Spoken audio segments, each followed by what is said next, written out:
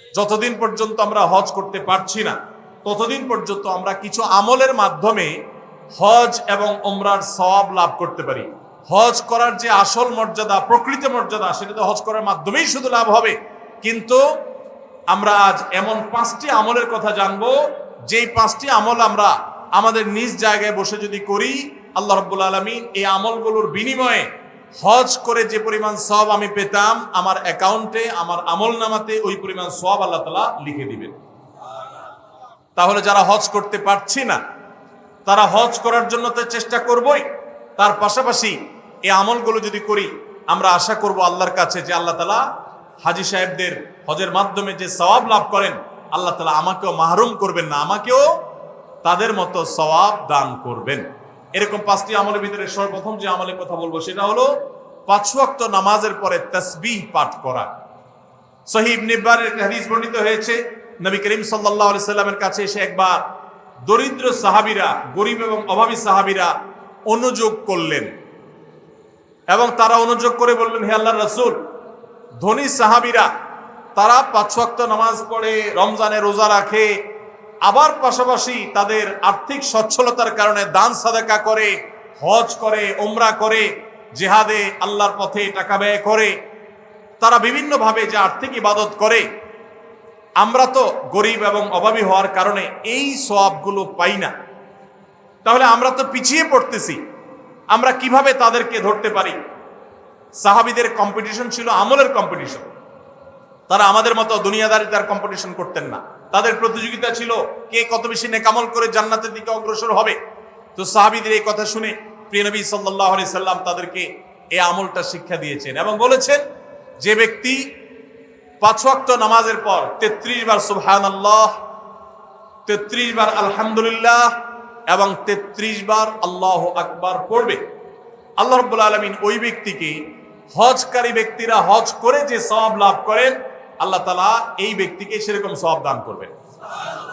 ধনী সাহাবীরা আর্থিক ইবাদত করে যে সওয়াব লাভ করেন, আল্লাহ তাআলা এই 5 ওয়াক্ত নামাজের পরে এই তাসবিহ পাঠকারীদেরকে একই রকম সওয়াব দান করবেন।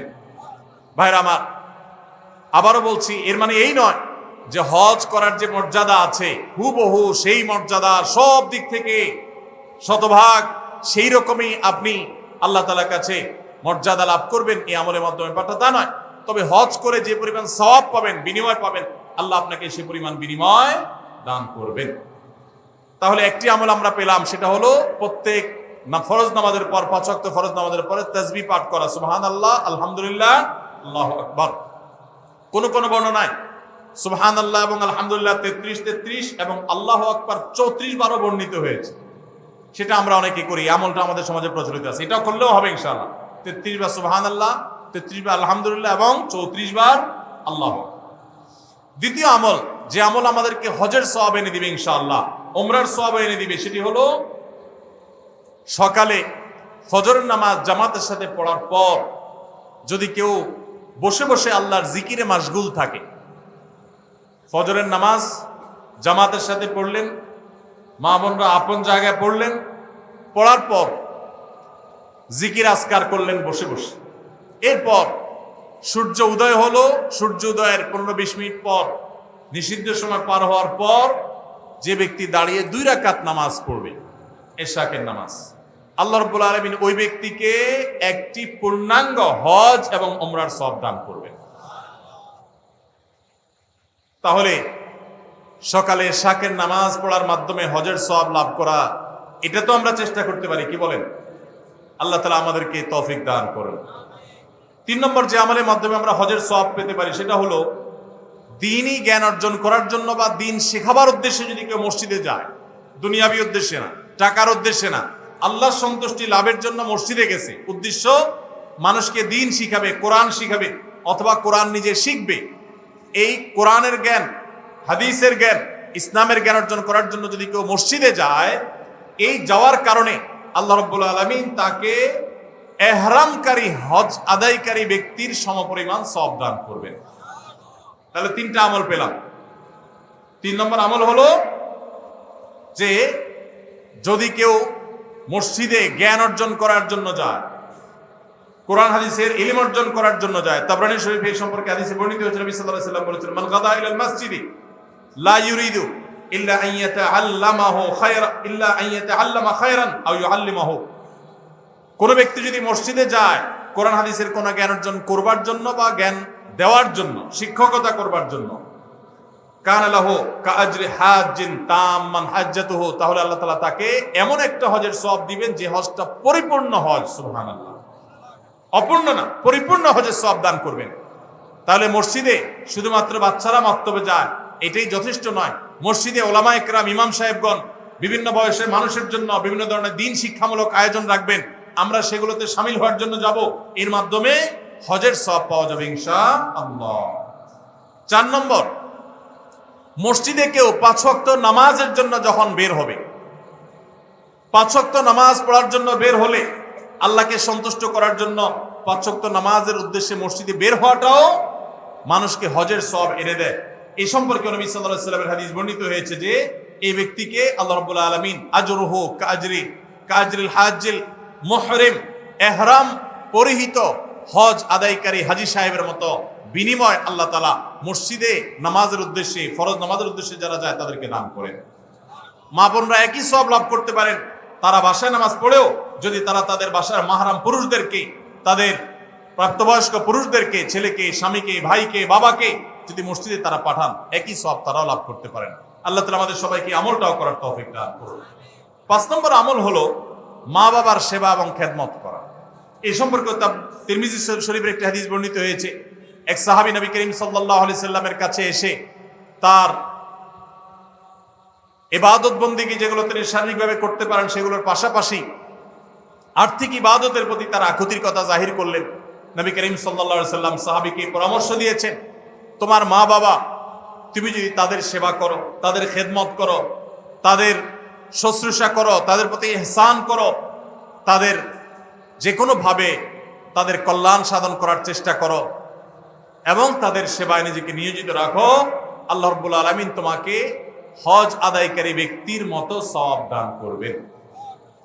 তাহলে ভাইরা, আমরা দেখলাম 5 ওয়াক্ত নামাজের পর 33 বার সুবহানাল্লাহ, 33 বার আলহামদুলিল্লাহ এবং 33 অথবা 34 বার আল্লাহু আকবার যে কোনটা করলেই হবে। এই আমলের মাধ্যমে আমরা হজের সওয়াব পাবো ইনশাআল্লাহ। ফজর নামাজের জামাত আদায় করা, ফজর নামাজ আদায় করার পর সূর্য ওঠার 15-20 মিনিট পরে ওই পুরো সময়টুকু বসে বসে জিকির আজকার, কোরআন তেলাওয়াত, দিন শিক্ষা এগুলোর মধ্যে মাশগুল থেকে এরপরে উঠে যদি আমি 2 রাকাত নামাজ পড়ি, আল্লাহ তাআলা হজের সওয়াব দান করবেন এবং উমরার সওয়াব দান করবেন।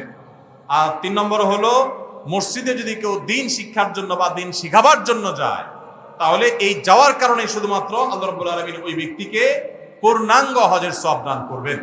4 নম্বর হলো যে ব্যক্তি 5 ওয়াক্ত নামাজে মসজিদে হাজির হওয়ার জন্য 5 ওয়াক্ত নামাজে বের হয়, মসজিদের দিকে যায়, আল্লাহ তাআলা তাকে ইহরামকারী, সাদা কাপড়ে ইহরাম পরে লব্বাইক রত হাজী হজ করে যে সওয়াব পায়, আল্লাহ তাআলা ওই মসজিদে গমনকারী ব্যক্তিকে সেই সওয়াব দান করেন। এবং 5 নম্বর হলো মা বাবার সেবাকারী ব্যক্তি। ভাইরা আমার, এই 5টা আমল আমরা অনেকগুলোই কিন্তু করি, কিন্তু এই সওয়াব লাভের আশা আমরা করি না। আজ থেকে আমরা এই সওয়াব লাভের আশা করবো ইনশাআল্লাহ। 33 বার সুবহানাল্লাহ, 33 বার আলহামদুলিল্লাহ, 34 বার আল্লাহু আকবার যখন 5 ওয়াক্ত নামাজের পরে করবেন, তখন আপনার এই আশা থাকবে যে এর মাধ্যমে হজের সওয়াব লাভ করব।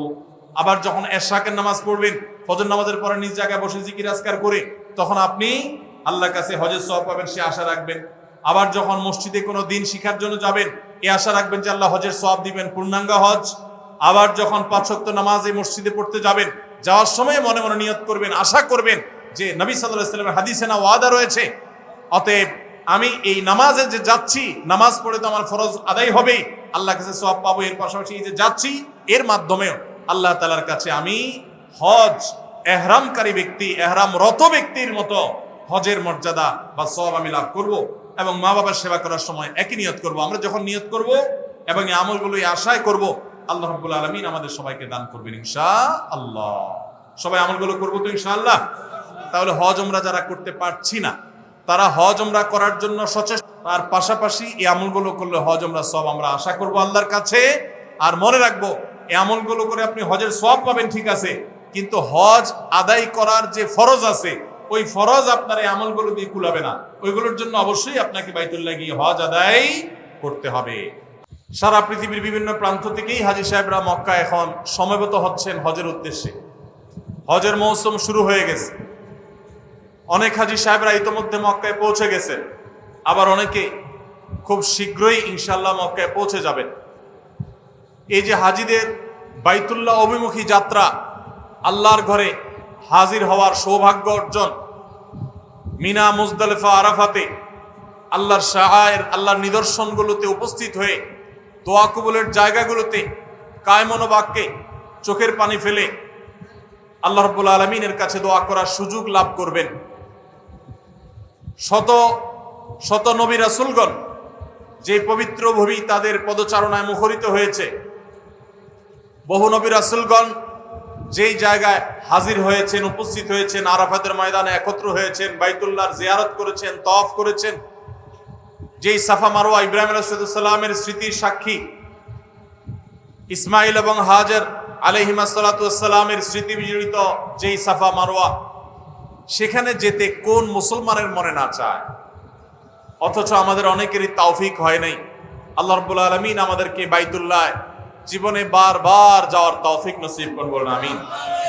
ভাইয়ের আমার, হজ এবং উমরার যে ইবাদত, এই ইবাদত যাদের করার তৌফিক হয়েছে, যাদের করার সৌভাগ্য হয়েছে, যাদের খুশনসিব হয়েছে, তারাই বলতে পারবেন যে এই ইবাদত কত প্রেমময় ইবাদত, এই ইবাদতের তৃপ্তি কত অতুলনীয়, এর স্বাদ কত অবর্ণনীয়। এটা যারা বারবার বাইতুল্লাহ যাওয়ার তৌফিক পেয়েছেন তারাই বলতে পারবেন। ভাইরা আমার, পৃথিবীর কোনো দর্শনীয় স্থান, পৃথিবীর কোনো দেখার মতো জায়গা একবারের বেশি দ্বিতীয়বার মানুষের দেখতে যেতে আর ইচ্ছা করে না, ওই জায়গা আর টানে না। আমি পৃথিবীর বিভিন্ন দর্শনীয় স্থান, বিভিন্ন প্রোগ্রামকে কেন্দ্র করে দেখার সুযোগ হয়েছে। ভারতের তাজমহল, বিভিন্ন পৃথিবীর বিভিন্ন দেশের বিভিন্ন জায়গা দেখার সুযোগ আল্লাহ তাআলা দিয়েছে। সেই জায়গাগুলোতে যেটা একবার দেখা হয়েছে, দ্বিতীয়বার যদি আমাকে কেউ যেতে বলে এবং তার নিজের খরচে যদি নিয়ে যেতে বলে, তারপর আমার মনে হয় না আমি আকর্ষণ বোধ করব, কারণ একবার দেখা হয়ে গেছে, এটা দ্বিতীয়বার দেখার কিছু নেই।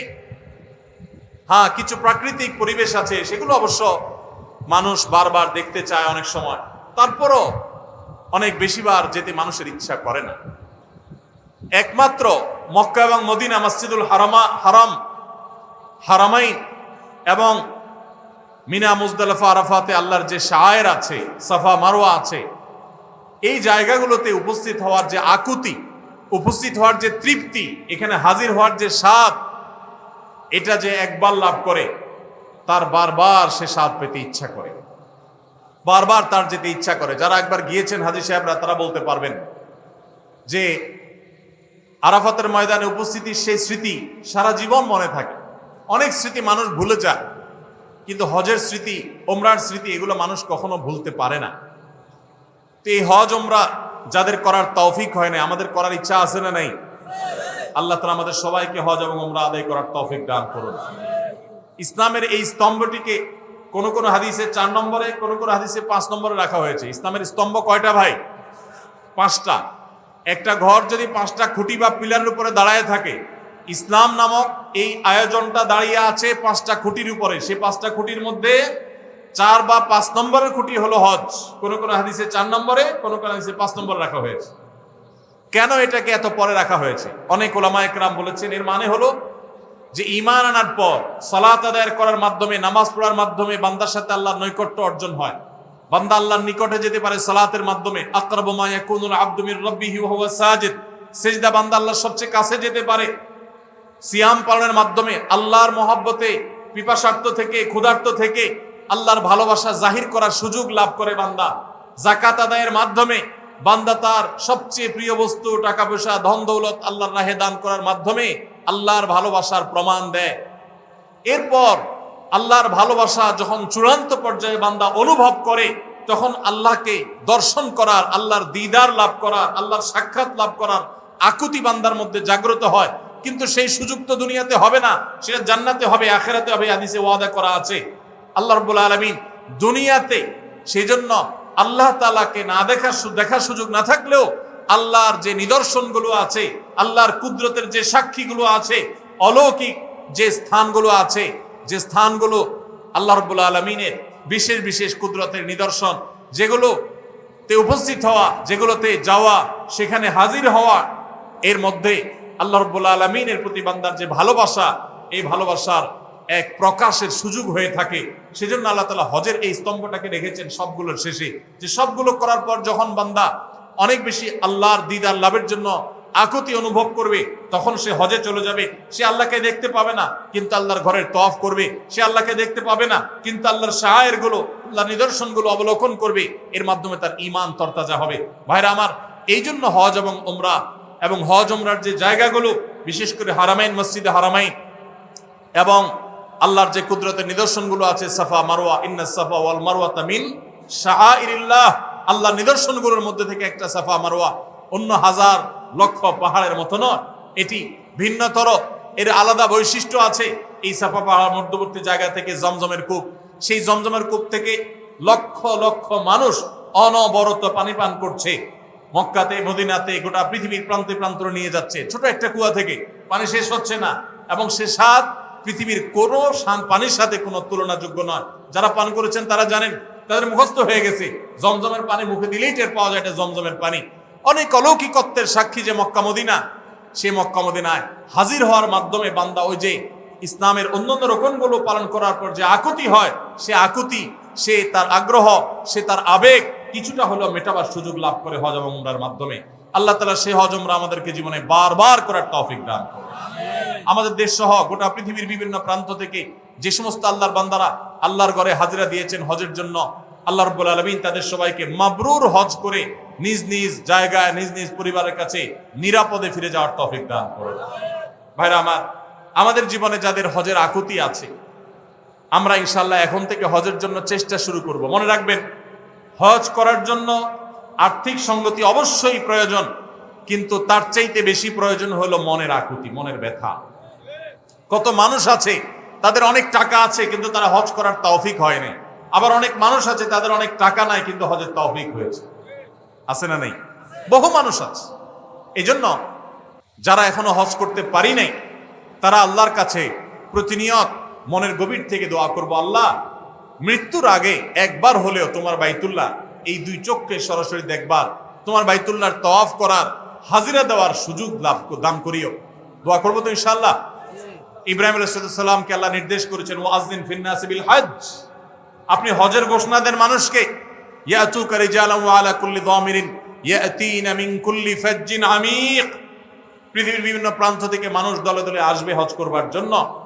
ভাইরা আমার, সেই ঘোষণার জবাবে আমরা এখন বলি লব্বাইক। উনি তখন রোল কল করেছেন, সেই রোল কলের জবাবে আমরা এখন বলি ইয়েস, প্রেজেন্ট, আমরা এখন বলি লব্বাইক।